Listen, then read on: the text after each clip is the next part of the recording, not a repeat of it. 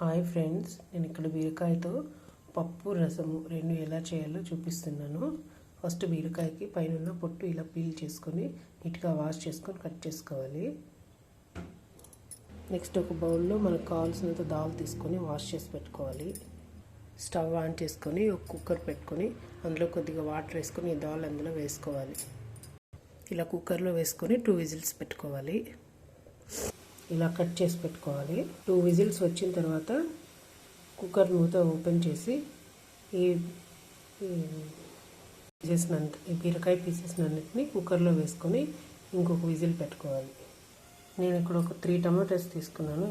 దీన్ని కట్ చేసి ఇలాంటి చిన్నగా ఉంటే మన కుక్కర్లో పట్టే ఒక గిన్నెలో బౌల్లో వేసుకోవాలి.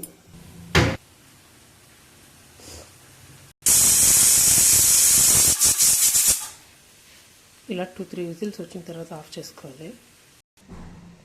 2 విజిల్స్ వచ్చాక దాల్ ఇలా ఉడికిపోయింది. ఇందులో మనము ఈ బీరకాయ ముక్కల్ని వేసుకోవాలి. ఇప్పుడు స్టవ్ ఆన్ చేసి మళ్ళీ కుక్కర్ పెట్టుకొని చిన్న విజిల్స్ అయితే ఒక 2 రావాలి, పెద్దదైతే 1 సరిపోతుంది. ఇందులో కొన్ని వాటర్ యాడ్ చేసుకొని కొద్దిగా రాక్ సాల్ట్ వేసుకోవాలి. మనం కట్ చేసుకున్న టొమాటోలని ఒక బౌల్లోకి వేసుకొని ఈ బౌల్ కుక్కర్లో పడుతుందో లేదో చూసుకోవాలి. కొన్ని వాటర్ వేసుకొని మూత పెట్టుకోవాలి. ఇలా పెట్టుకొని ఇలా మూత పెట్టేసుకోవాలి. దీన్ని తీసి కుక్కర్లో ఇలా పెట్టేసుకోవాలి. ఇలా పెట్టేసుకొని మూత పెట్టుకోవాలి. ఇలా పెట్టుకోవడం వల్ల మనకి టైం సేవ్ అవుతుంది. ఇక్కడ బీరకాయ పప్పు రసం అన్నాను కాబట్టి రసం చేయడానికి టైం అనేది సేవ్ అవుతుంది మనకి. 2 విజిల్స్ వచ్చాక ఆఫ్ చేసుకోండి. ఇక్కడ నేను పెద్ద ఆనియన్ తీసుకున్నాను, కొన్ని వెల్లుల్లి తీసుకున్నాను. ఇవి కట్ చేసుకోవాలి. ఇవి స్మాష్ చేసి పెట్టుకోవాలి. అలాగే ఒక బౌల్లో చింతపండు వాష్ చేసి పెట్టుకున్నాను. ఇలా ఒక 2 విజిల్స్ వచ్చిన తర్వాత చింతపండు వేసుకున్న గిన్నెలోకి టమాటాలు యాడ్ చేసుకోవాలి. బాగా వాటర్ కుక్కర్లోంచి వంచేసి పక్కన పెట్టుకోవాలి. ఇలా స్మాష్ చేసుకోవాలి. ఇప్పుడు మనం ప్యాన్ పెట్టుకొని ఇందులో పోపు పెట్టుకోవాలి. రసానికి ఆవాలు వేసాము. చిట్పట్లాడిన తర్వాత తీసుకున్న ఈ రసం పౌడర్ దీని గురించి నేను ఆల్రెడీ నా ఛానల్లో వీడియో చేశాను. వెల్లుల్లి, ఎండుమిర్చి, కరివేపాకు అన్నీ వేసి బాగా పోపు పెట్టుకోవాలి. ఇలా వేగిన తర్వాత సపరేట్ చేసుకున్న ఈ టమాటాలు అన్నీ పులుసు తీసుకొని ఇందులో వేసుకోవాలి. ఇలా రసానికి పోపు పెట్టుకుంటాము. అందులో మనకు కావాల్సినవన్నీ వేసుకున్నాక ఈ లాస్ట్లో కొత్తిమీర వేసుకొని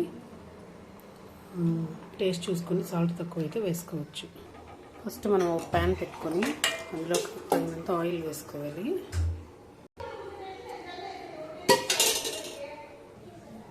పోపు కావాల్సిన ఎండుమిర్చి, garlic, onion, curry leaves, coriander and పచ్చిమిర్చి పోపు పెట్టుకొని ఫస్ట్ మనం అందులో పచ్చిమిర్చి వేసుకోవాలి. పోపు పెట్టుకున్నాక శనగపప్పు, మినప్పప్పు కొంచెం సైలెంట్ కూడా